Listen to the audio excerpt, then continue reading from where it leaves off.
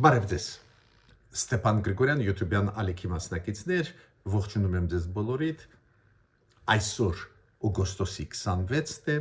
մենք շարունակում ենք մեր աշխատանքը։ Այսօր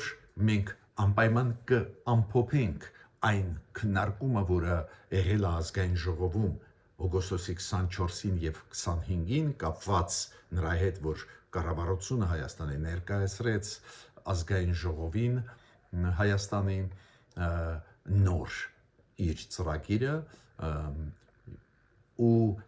այնտեղ թեժ քննարկումներ են, դուք գիտեք, ու նաև մթնոլորտի մասին մի քանի խոսք ուզում եմ ասել, բայց կասեմ ինչով դա ավարտվեց ու ինչով դա կարևոր է ու կշարունակեմ այն, ինչ արել եմ 3-4 օրը, երբ որ ձեզ ներկայացնում էի մի քանի շատ կարևոր կետեր այս կառավարության մեր ծրագրից, որը ներկայացրեց վարչապետ Նիկոլ Փաշինյանը ազգային ժողովին եւ մեր հասարակությանը։ Այնտեղ կան իրոք շատ կարևոր հարցեր, մի քանիսի մասին մենք խոսացինք, այսօր ես կխոսեմ էլի մի քանի օրինակներ։ Ու պարզ է այդ մթնոլորտի, որը կա ազգային ժողովում, նաև այդ թվում դուք գիտեք, Նիկոլ Փաշինյանը խոստում տվեց, որ կպատասխանեն օրենքի առջև նույն Ռոբերտ Քոչարյանը, ու գիտեք, այդ process-ը Ռոբերտ Քոչարյանի եւ իր տղու Սեդրակ Քոչարյանի դեմ սկսվեց, process-ը դատարաններում, դա էլ ուժեղացրեց լարվածությունը մեր ազգային ժողովի ներսում, այդ բոլոր հարցերի մասին մենք կխոսենք ու ի վերջո ինչով ավարտվեց այդ քվեարկությունը կապված մեր կառավարության ծրագրի հետ։ Բացի դրանից պարզ է Ռուսաստանում շատ ուշադիր հետևում էին այն process-ներին, որոնք գնում են Հայաստանում, ու Ռուսաստանը մի քանի արձագանքեր տվեց, իդեմս նախկին նախագահ Ռուսաստանի Մեդվեդևի, իդեմս Մարիա Զախարովի, իդեմս Օվերչուկների, այդ ուշագրավ արձագանքեր էին, անպայման այդ թեմայով մենք այսօր կխոսենք։ Ուրեմն սկսում ենք մեր աշխատանքը, նախ ուզում եմ խնդրել ձեզ բաժանորդագրվել, կիսվել, լայքել եւ աջակցել մեր YouTube-յան ալիքին, որ մենք կարողանանք էֆեկտիվ շարունակել աշխատել եւ նաեւ պետք է ասեմ, որ ես հիմա գտնվում եմ Եվրոպայում, հրավիրված եմ Եվրոպայի երկրներից մեկի արտգործնախարարության կողմից, շատ կարևոր կոնֆերանս է կապված Սևծովյան այս տարածաշրջանի համագործակցության հետ, կապված է Հարավային Կովկասի հետ, կապված է նաև ռուս-ուկրաինական այդ պատերազմի հետևանքների հետ, անվտանգային մթնոլորտ եւ այլ, ու շատ կարևոր միջոցառում է, ինձ հրավիրեցին ելույթով,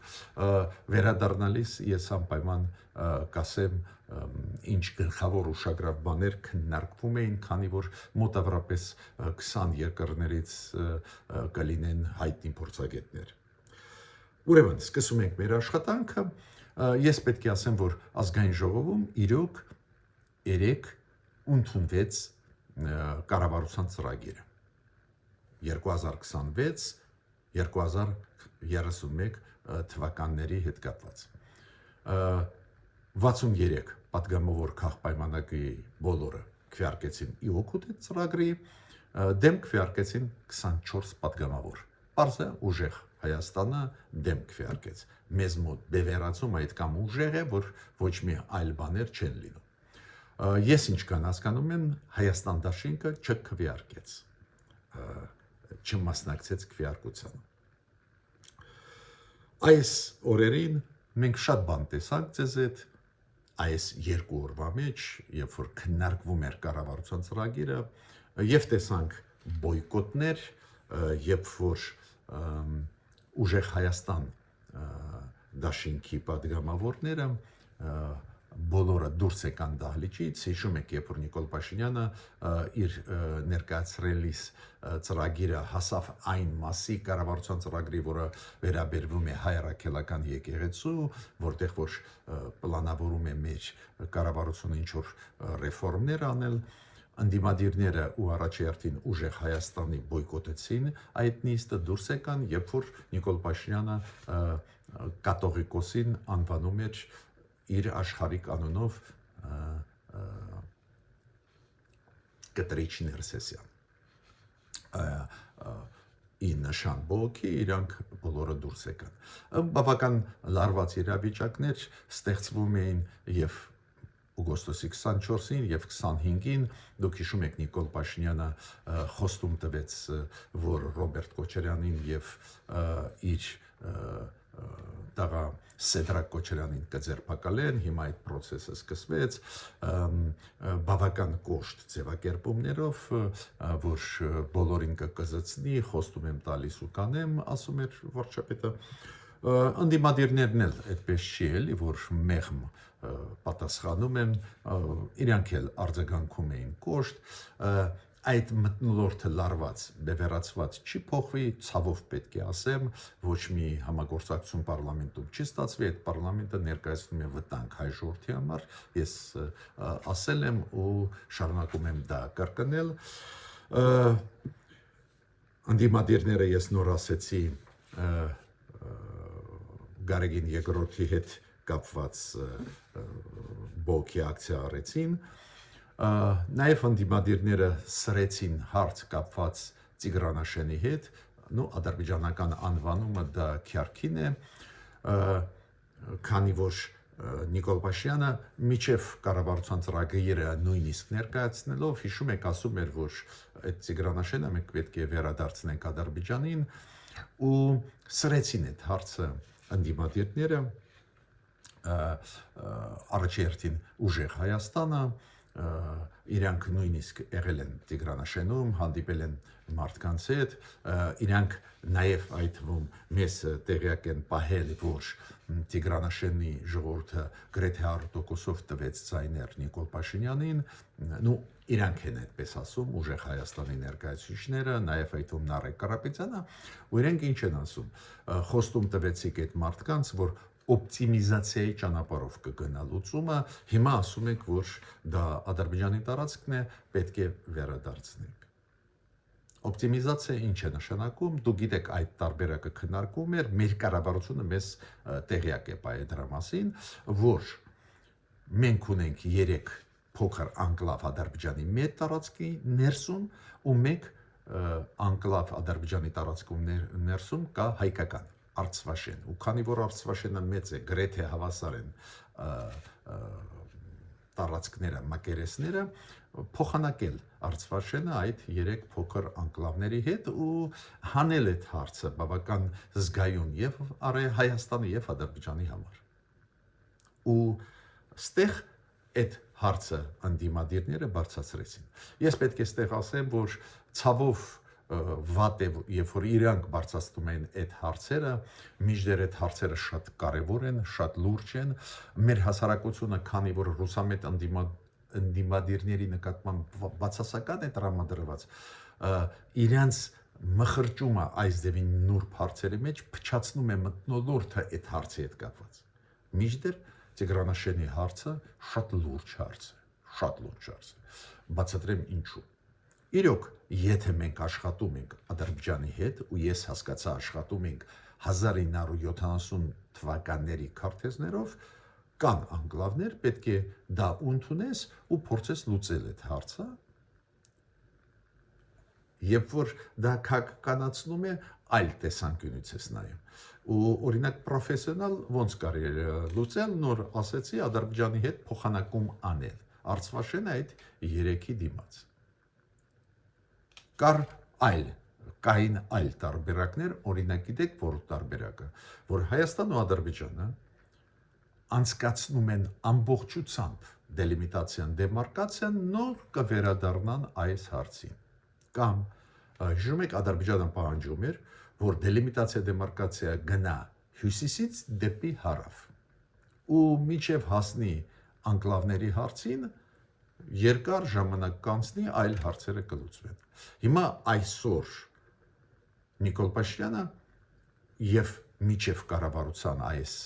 ծրագիրը ներկայացնել ասեց, որ Տիգրանաշենը պետք է վերադարձնել, քանի որ ադրբեջանական է։ Ու ինչն է կարևոր։ Մենք ունենք հարցեր, ու այդ հարցերը ինչու են կայանում։ Նրանում, որ Նիկոլ Փաշինյանը ասում էր, այլ ձևերով կարող է լուծվել այդ հարցը։ Ու այդ ձևերը երկուսը նոր ձեզ ներկայացրեցի։ Հիմա երբ որ մխրճվեց այս ընդդիմությունը, որի հեղինակությունը ժողովրդի մեջ բարձր չի, այս հարցի կարևորությունը գնում է երկրորդ պլան։ Գալիս են առաջ էմոցիաները, այս նախկինները նորից ուզում են ինչ-որ պախտորել ջուրը եւ այլ եւ այլ։ Մինչդեռ մենք իրոք ունենք հարցեր կառավարության այդ հարցերը մենք դնում ենք փորձագետներս առանց կոնֆլիկտի, ստանում ենք պատասխան, ուղարկում ենք մեր առաջարկությունները կառավարության։ Ես կարծում եմ օրինակ այս հարցում կառավարությունը պետք է գնա այն ճանապարհով, որը հենց Ադրբեջանն էր ուզում հյուսիսից իջնել Տավուշի շրջանից իջնել դեպի հարավ Հայաստան ու այդպես անել դելիմիտացիան դեմարկացիան, այլ ոչ թե կետային։ Հիմա վերադառնալ անկլավների, հետո այլ հարցեր։ Միանշանակ դա մեր շահերից բխում է, քանի որ առանքում լիքը հարցեր կան, որոնք պետք է լուծվեն իօգուտ մեզ։ Ես նաև ուզում եմ ասել, որ հիշում եք Նիկոլ Փաշինյանը նաև ասեց, որ այն, որ Ադրբեջանի մասնագետները մտել են Հայաստան, նաև մտել են հարավ Հայաստանի, կապված էլեկտրականության հարցերի հետ, որ բարձրավոլտ էլեկտրալարեր պետք է կառուցվեն, ոնց պետք է կառուցվեն, իրանց մասնագետները եկան, մերոնց հետ աշխատել են։ Հիշում եք, Նիկոլ Փաշինյանը ասում էր, դա բնական process է, պետք է սովորենք։ Ես անկեղծ ասած հիշում եմ, որ Թուրքիայից մասնագետները տարբեր հարցերով, նաև երկաթգծային եկել են Հայաստան։ Մենք գնացել ենք Թուրքիա, բայց Ադրբեջանի մասին չեմ լսել։ Հիմա ինչ հետաքրքիր ինֆորմացիա է, որ երեք մեր մասնագետները այս էլեկտրականության հետ կապված եղել են ու գտնվում են Ադրբեջանում։ Սիմետրիա կա։ Երբ որ սիմետրիա կա, մենք հանգիստ ենք, մենք ասում ենք, ահա, շատ լավ է, հանգիստ է, ուրեմն այդ հարցերը անչափ զգայուն են եւ կարեւոր։ Օրինակ, երբ որ մեր ղեկավարը ասում է, այս անկլավը Ադրբեջանինն է, պետք է վերադարձնենք Ադրբեջանին, ես ուզում եմ լսել Ալիևից, որ ինքը ասի, Արցվաշենն էլ հայկական է, մենք իրանց պետք է վերադարձնենք։ Այս սիմետրիան անպայման պետք է պահպանի մեր կառավարությունը, որ նույն ապակառուցողական ընդդիմությունը չօգտագործի այդ փաստերը, չլարի իրավիճակը Հայաստանում։ Բայց ես գիտեք նորից ուզում եմ անդրադառնալ այս մթնոլորտին, որը կա ազգային ժողովում, նաև այդ թվում նրան, որ Նիկոլ Փաշինյանը սրեց իրավիճակը ազգային ժողովում, կոշտ արտահայտվեց նախկինների մասին, նաև Ռոբերտ Քոչարյանի մասին, նաև Գագիկ Ծառուկյանի մասին, որ ինքը համարում է, որ իրանք պետք է հայտնվեն Բերդում, ճաղերի հետևում, որ ինքը կզցնի իրենց, խոստում տվեց կանի եւ այլ, այդ մթնոլորտի։ Ես պետք է ասեմ, որ այդ մթնոլորտի մեջ մասամբ կա մեղավորություն իշխանության, որ իրանք չարեցին կարևոր քայլ, չփագեցին այս մեծ հարուստներին, օլիգարխներին, նախկիններին ճանապարհը մասնակցել ընտրությունների։ Իրենք պետք է փագեին։ Բայց երկրորդ սխալը հենց այդ մարդիկ են արել։ Օրինակ պետք էր Գագիկ Ծառուկյանին մտնել քաղաքական դաշտ, ասենք Ռուսաստանին լսելով կամ Ռոբերտ Քոչարյանին։ Տեսեք ոնց գցեց Ռուսաստանը իրենց էլ, անտեր թողեց։ Պաշտպանում է իրենց, չի կարող պաշտպանել, քանի որ Հայաստանը իրոք սուվերենության ճանապարհով է գնում, շատ բարդ ճանապարհ է դա։ Շատ հարցեր ու զարգացումներ կան, որոնք հարցեր են առաջացնում, բայց նույն Ռուսաստանը, Կրեմլը փուրը տվեց այդ մարդկանց։ Սկզբում շանս տվեցին, ուղարկեցին մեսեջներ, մասնակցեք, աջակցենք եւ այլ, ոչ մի բան էլ չարեցին, հիմա էլ այս մարդիկ կրակը ընկան։ Ուրեմն օլիգարխները եւ նախկինները սխալ արեցին, որ մասնակցում էին այս ընտրական process-ներում։ Հիմա Շատ կարևոր հարց շոշափեց Նիկոլ Փաշինյանը, որի մասին ուզում եմ ասել։ Նիկոլ Փաշինյանը ասաց, որ երբ որ ինքը անդրադարձավ էներգետիկայի հարցերին, պարզ է ինքը արևային էներգետիկայի հարցի մասին խոսեց, դու գիտեք, ստեղ Հայաստանը ունի փայլուն զարգացում, նաև Եվրամիության աջակցությամբ, այո, էներգետիկայի, արևային էներգետիկայի ոլորտում մենք հիմա ունենք մեծ արդյունք։ Մոտավորապես էլեկտրականության քանակը ստացվող արևային էներգետիկայի մոտավորապես մեր 2 ատոմակայանի չափ է։ Փայլուն արդյունք, բայց դու գիտեք, արևային էներգետիկայի խնդրը ինչու՞մ է։ Կուտակել այդ էներգիան չես կարող։ Պետք է նույն պահին օգտագործես։ Հիմա քանի որ այս ոլորտում Եվրոպան շատ ուժեղ է, կան համապատասխան սարքավորումներ, սիստեմներ, որոնք կուտակում անում են, Հայաստանը ստեղ իրոք մեծ առաջընթաց կապրի մոտ ժամանակներս։ Կոպիտ ասած, դու կարող ես ակումուլացնել միտեղ արևային էներգիա ու հետո գիշերը օգտագործել, օրինակ եմ ասում։ Ու ատոմային կայանի հետ կապված Նիկոլ Փաշինյանն ասաց, որ հին ատոմակայանը նվազագույնը մինչև 2036 թիվ կաշխատի, համապատասխան անվտանգային հարցեր կլուծվեն, էլ ավելի երկարաձգել այդ առանձին հարցը ինքը ասաց, այդ էլ կփորձենք լուծել, բայց ստեղ հստակ էր իր պատասխանը ու շատ հստակ էր, որ մենք պետք է կառուցենք նոր ատոմակայան։ Իմ հարցը մենակ մեկ բանում է. ում հետ է կառուցում այդ ատոմակայանը եւ երկրորդ, ինչու մեկ տարվա մեջ մենք պետք է վերջնական որոշում կատարենք։ Ինչու մեկ տարուց պետք է վերջնական։ Հիմա կատարենք վերջնական որոշումը ամերիկացիների հետ այդ մոդուլային ատոմակայանը սկսեք կառուցել, քանի որ ժամանակը հիմա մեծ դեր է խաղում, այդ նաև ուզում եմ ասել մեր կառավարությանը։ Դա է մեր ուժը փորձագետների ճանաչված, որ մենք չենք գնում հակադրման, մենք առաջարկություն ենք անում կառավարությանը։ Օրինակ այն դրականը, որը կա, նշում ենք, միաժամանակ ասում ենք, իրոք ինձ անհասկանալի է, ինչ հետ է կապված, որ էլի մի տարի պետք է մեր կառավարությունը մտածի, որ երկրի ատոմակայան պետք է կառուցվի Հայաստանում։ Հիմա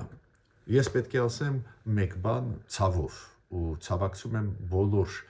հարազատների, մեր զինծառայողների։ Դու գիտեք, մեր զինծառայողները 4 հոգի 10 օրում մահացել են կամ զոհվել են։ 4 հոգի 10 օրում։ Ու այս վերջի 2 օրը իրար հետևից կորցնում ենք մեր զինվորներին։ Պարզվեց 3 պայմանագրային զինծառայող տանը գտնվեց կախված վիճակում։ Հիմա պատճառները պարզ է քննություն պետք է անցկացվի ու համոզված եմ հիմա անցկացվում է, բայց 3 չառաջորը զոհվեց զինծառայող պայմանագրային ու ես կարդացի պաշտպանության նախարարության այդ ինֆորմացիայի մեջ կար, որ ինքնասպանությունն է շատ հավանական է։ Մի քիչ ես զարմացա, բացատրեմ ինչու։ Նորից կրկնում եմ, այդ քննությունը անցկացնում են պատկան մարմինները, նաև պաշտպանության նախարարությունը պարզ է ստեղ ուսումնասիրություն կատարում է իրան, բայց ինձ զարմացրեց, քանի որ պարզվեց, որ այս պայմանագրային զինծառայողը ունի 2 երեխա ու սպասում է, որ ծնվի երրորդը։ Ես չեմ պատկերացնում, ինչի ինքը պետք է ինքնասպան լիներ։ Միտքս ինչու՞մ է, ստեղ պարզ է, բարդ է, շատ դժվար է այդպես հեշտ քննադատել, ես կողմնակից չեմ, բայց խնդրում եմ էլի, երբ որ ինֆորմացիան տալիս եք, 10 անգամ չափեք, ձևեք։ Ով կհավատա, որ մարդ, որը ունի 2 երեխա ու սպասում է, որ ծնվի երրորդը, այդ մարդը, այդ զինվորը գնում է, զինծառայողը գնում է ու ինքնասպանությունով ավարտում է իր կյանքը։ Այդ պրակտիկան պետք է դադար տանք։ Ուսումնասիրեք, թող 2, 3, 10 օր անցնի, նոր ասեք պատճառը։ Հիմա ես ուզում եմ անցնել անչափ կարևոր հարցին։ Այս ինչ կատարվում է Հայաստանում, այս կառավարության ծրագիրը, որը ներկայացրեց Նիկոլ Փաշինյանը, ինչ առաջի արձագանք տվեց Ռուսաստանում։ Ուրեմն Օվերչուկը, դուք գիտեք Ալեքսեյ Օվերչուկը փոխ վարչապետն է Ռուսաստանի, որը հենց մեր հարցերով զբաղվում է։ Ինքը ասեց, որ հարցը մենակ նրանում չի, որ հայկական ապրանքները չեն համապատասխանում ստանդարտներին։ Մենք չենք թողնում, որ իրանք մտնեն Հայաստան, քանի որ հիվանդություններ են բերում։ Մեր արտադրանքը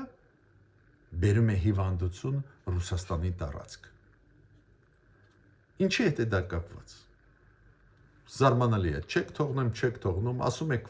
ֆիտոսանիտարական պայմաններին չեք բավարարում հայեր, վերջ, փակեցիք։ Մենք հասկանում ենք, դա քաղաքական որոշում է, մենք գնում ենք դեպի Եվրոմիություն, Ռուսաստանը մեզ պատժում։ Բայց դա գալիս է մեր սխալից, քանի որ հիշում եք վերջի մի քանի օրը մեր պաշտոնական կարծիքը դա էր, որ այո, առանձին մեր ապրանքները իրանց ստանդարտներով չեն համապատասխանում ԵԱՏՄ-ի ստանդարտներում դրա համար։ Դες մենք տվեցինք խաղ Ռուսաստանի, որ ասեցինք, որ Ռուսաստան տեսար, մենք չենք քաղաքականացնում այդ հարցը։ Նույն պահին Օվերչուկը մեզ խփեց։ Ասեց, չէ, ոչ միայն չեն համապատասխանում ստանդարտներին, նաև հիվանդություն են բերում, որ չասեն Ռուսաստանին, դե լավ, չի համապատասխանում, բայց թող մտնի ձեր տարածք։ Չէինք ասում, դա թույն է, դա բերում է հիվանդություն։ Դա գալիս է մեր սխալից։ Փոխանակ մենք ասենք, որ դա քաղաքական որոշում է մեր դեմ, բացեք սահմանը։ Մենք սկսում ենք խաղել տալ։ Այդ իմ առաջարկը մեր կառավարությանը պետք չի խաղեր տալ։ Դուք գիտեք, որ դա քաղաքական որոշում է։ Խի եք ասում, որ առանձին մեր ապրանքները չեն համապատասխանում ԵԱՏՄ-ի ստանդարտներին։ Մյուսը Մեդվեդևը։ Մեդվեդևը ուղղակի խուլիգանություն է անում, դա խուլիգանություն էր, ինքը ինչ ասեց Նիկոլ Փաշինյանի մասին անձամբ, այդ բառը չեմ կրկնի, չի սազում նախկին նախագահային Ռուսաստանի Մեդվեդևի այդ բառը ասել մեր վարչապետի մասին, բայց մյուս բանը ինքը ինչ ասեց մեր կառավարության մասին, ղեկավարների մասին, ես ձեզ ուզում եմ ասել, ռուսերեն ասեմ։ Ինքը ասեց, որ не надо метать бисер перед свиньями. То есть կոպիտ ասած ինքը անվանեց մեր իշխողներին, բոլորին խոզեր։ Հայերեն դա հնչում է այդպես. մարգարիտներ մի փրեք խոզերի առաջ։ Իրոք խուլիգանություն է դա, բայց ես տեսակ առանձին բարեր իրա չասեցի, իրոք ահավոր բաներ ասեց անձամբ վարչապետի մասին, բայց ընդհանուր կառավարման համակարգի մասին ասեց, որ սրանց առջև պետք չի բան անել։ Կոպիտ ասած լավություն սրանց պետք չի, արժանի չեն, բայց կարելի է այս ձևի ձևակերպել, այլ ոչ թե վերջի հայհոյանքներով։ Ու դա արտահայտում է վերաբերմունքը Ռուսաստանի էլիտայում մեր նկատմամբ։ Մեդվեդևը դա չէր ասի առանց համաձայնությանը Կրեմլի հետ։ Հիմա Վրաստանի փորձագետները նաև շատ լուրջ համակարգերի տնտեսական Վրաստանի փորձագետները պնդում են, որ վերին լարսը ու չի բացվի հայկական ապրանքների համար, կոպիտ ասած Կրասնոդարից, այն կողմերից հայկական ապրանքների համար վերին լարսը չի բացվի։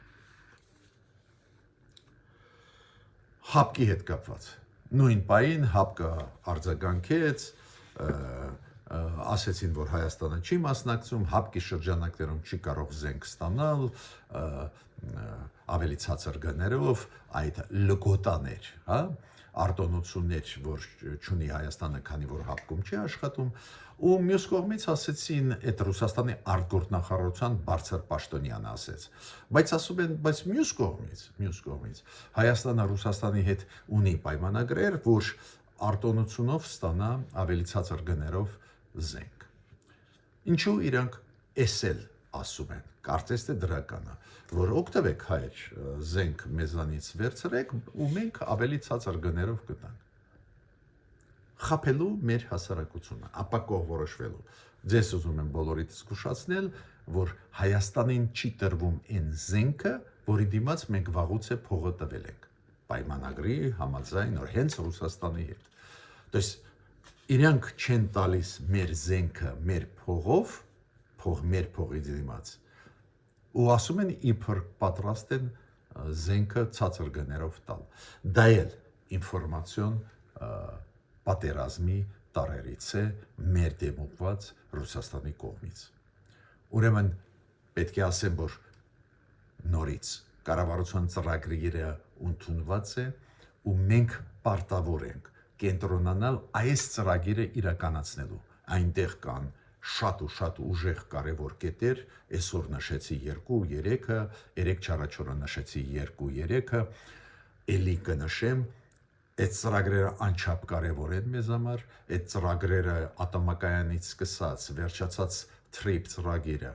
այլ ծրագրերը, որոնք կառավարության հիմա օրակարգում գլխավոր ծրագիր դարձան, երբ որ անցավ 3 կառավարության ծրագիր ազգային ժողովում, այլ ոչ թե մեր ուժերը ցրենք սկանդալների վրա, քանի որ ռուսամետ ընդդիմությունը միտումնավոր հունից հանում է կառավարությունը Նիկոլ Փաշինյանին, հիմա այս եկահաղմուկ Ռոբերտ Քոչարյանի հետ, իր տղու հետ, Գագիկ Ծառուկյանի հետ, այո, ժողովուրդը պարզ է, ուզում է, որ պատժվի օլիգարխիան, պատժվեն նախկինները, ես հասկանում եմ, դա շատ հասկանալի է, բայց մյուս կողմից մեր կարևորագույն նպատակը հիմա աջակցել կառավարությունը իրականացնել այս անչափ կարևոր ու լուրջ ծրագրերը։ Ես ավարտեցի իմ ելույթը, միջ նոր հանդիպումներ։